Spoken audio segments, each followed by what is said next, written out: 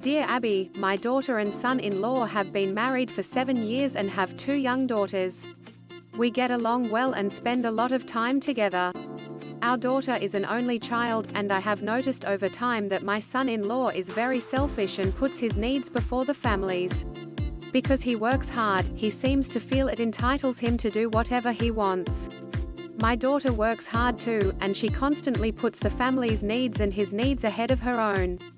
I know she's not happy about his spending habits.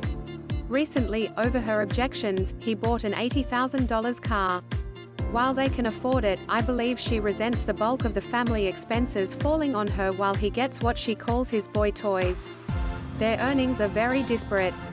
My daughter, a doctor, makes 3 times his salary as a police officer. They have been in counseling, but it seems to have had minimal impact.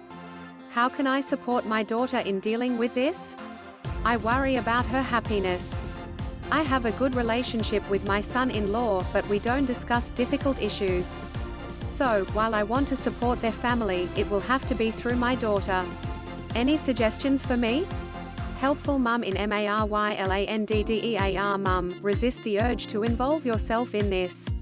Your daughter is educated, successful and intelligent enough to do something about it when she's had enough. Because counseling didn't help her and her husband communicate more effectively on the subject of his spending, she may eventually have to make some decisions about her and her children's futures. Let her know you love and support her, but do not stir the pot. Say little, if anything, on this subject and only if you are asked. Dear Abby, my wife and I have been invited to a surprise engagement party honoring a distant relative we'll call Elizabeth. The invitation states, "Shush. This is a surprise."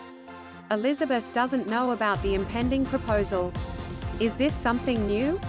What if she says no? Does everyone go home or stay and endure an uncomfortable meal? Should we take a gift?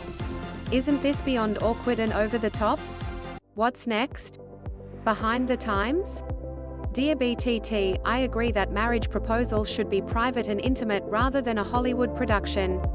If only because there's always a risk that the person being proposed to might feel trapped, embarrassed or refuse. However, you and I should not assume we speak for everyone.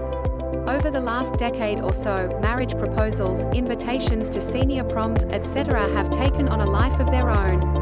And, if it makes people happy, and hurts no one, who are we to judge? As to whether to bring a gift to this event, it might be more prudent to bring one to the bridal shower rather than the surprise engagement party. Dear Abby is written by Abigail Van Buren, also known as Jean Phillips, and was founded by her mother, Pauline Phillips. Contact Dear Abby at www.dearabby.com or P.O. Box 69440, Los Angeles, California 90069.